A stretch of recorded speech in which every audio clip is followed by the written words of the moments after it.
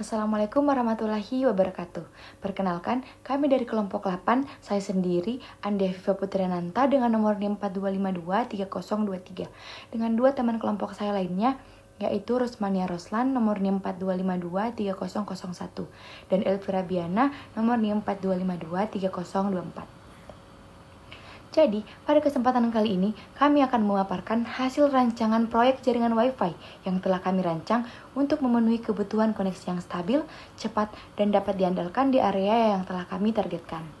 Baiklah, langsung saja kita ke dana lokasi.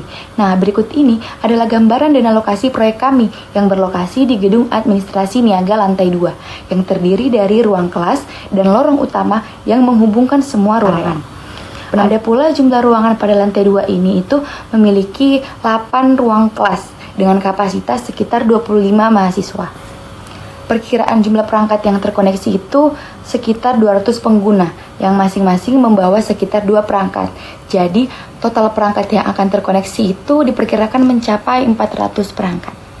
Nah, pengguna di gedung ini itu sering menggunakan jaringan untuk browsing dan mengakses media sosial, Zoom meetings, Microsoft Teams, streaming video, akses layanan cloud seperti Google Drive atau OneDrive, serta aplikasi berat seperti Canva untuk pengeditan video dan desain grafis. Ada pula kendala yang dihadapi. Sebelumnya, jaringan hanya menggunakan 2 access point Ubiquiti UniFi AC/MES Pro yang menyebabkan sinyal tidak merata, overcrowding, intervensi akibat penggunaan channel yang sama pada kedua access point sebelumnya. Dan untuk mengatasi masalah tersebut, maka diterapkan beberapa langkah berikut. Yang pertama, menambah access point Aruba AP515 yang dipasang secara strategis agar beban pengguna terbagi merata. Yang kedua, menggunakan channel yang tidak saling tumpang tindih, yaitu channel 36, 44, dan 157 pada frekuensi 5 GHz untuk mengurangi intervensi. Yang berikutnya, menyesuaikan daya pancar atau TX power untuk memastikan cakupan sinyal optimal pada kekuatan minus 52 dBm. Yang berikutnya, menerapkan protokol keamanan WPA3 untuk melindungi jaringan dan menggunakan Aruba Central sebagai platform monitoring untuk memantau performa jaringan secara real time. Nah, dengan solusi ini, jaringan Wi-Fi yang dirancang mampu memberikan koneksi yang stabil, cepat, dan aman untuk mendukung seluruh aktivitas pengguna. Baiklah, untuk penjelasan selanjutnya akan dilanjutkan oleh teman saya, yaitu Elvi. Baik, jadi untuk kondisi jaringan yang ada saat ini itu yang ada di Gedung Administrasi Niaga Lantai 2. Yang pertama, untuk jenis AP yang digunakan itu ada 2 router yang berjenis Ubiquiti UniFi sebagai sumber akses utama. Cakupan sinyalnya, router ini itu memiliki jangkauan terbatas dan tidak mampu mengcover seluruh area ruang kelas dengan optimal, sehingga beberapa bagian ruangan itu mengalami sinyal lemah atau tidak stabil. Dari hasil visualisasi di aplikasi EKH-WI Pro, ditemukan bahwa distribusi sinyal di gedung AN ini lantai 2 itu masih kurang merata. Kemudian hanya dengan 2 AP, tiap AP itu harus menangani sekitar 104 pengguna yang melebihi kapasitas optimal untuk performa jaringan yang stabil. Nah, hal ini itu dapat menyebabkan penurunan kecepatan dan peningkatan latensi, terutama pada saat beban jaringan tinggi.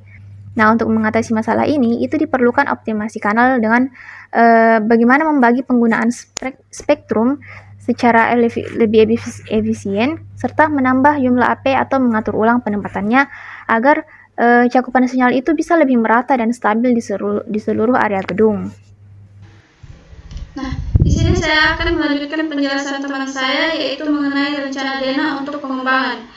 Posisi access point diubah untuk meratakan sinyal dan menghilangkan blank spot yang ditemukan sebelumnya. Di sebelumnya itu kan sinyal lemah di beberapa kelas karena posisi access point kurang strategis. Perubahan ini memastikan cakupan optimal tanpa interferensi yang berlebihan.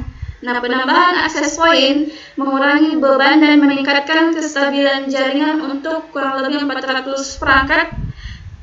Terus saya juga menggunakan Aruba Access Point 515 dipilih karena mendukung Wi-Fi 6, MU-MIMO, dan OFDMA memastikan koneksi lancar untuk aplikasi berat seperti Zoom dan video streaming. Access point ditempatkan di tengah area cakupan untuk meratakan sinyal, menghindari sinyal lemah atau interferensi. Nah, di sini posisinya di tengah-tengah lorong ya.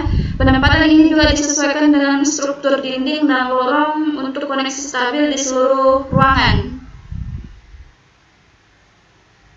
Terus saya juga menggunakan target min 52 dBm dipilih untuk sinyal kuat tanpa interferensi. Kalau misalnya kurang dari 45 dBm bisa mengganggu akses poin lain, sementara kalau 65 lebih dBm membuat koneksi Zoom dan aplikasi baru tidak stabil. Nah, saya juga menggunakan channel 3644 dan 157 karena menghindari CO channel interferensi atau CCI antar akses point.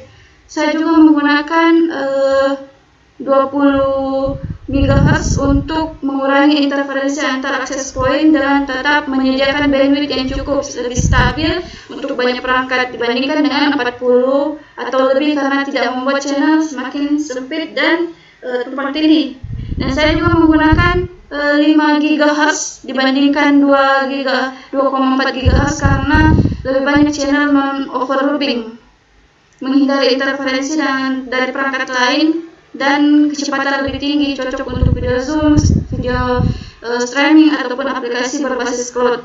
Nah, pembagian jaringan di sini sudah cukup merata karena sudah terdistribusi merata. Kecuali yang kayak lorong-lorong begini, ini kan bukan area kelas ya. Kalau yang ini sudah termasuk kelas.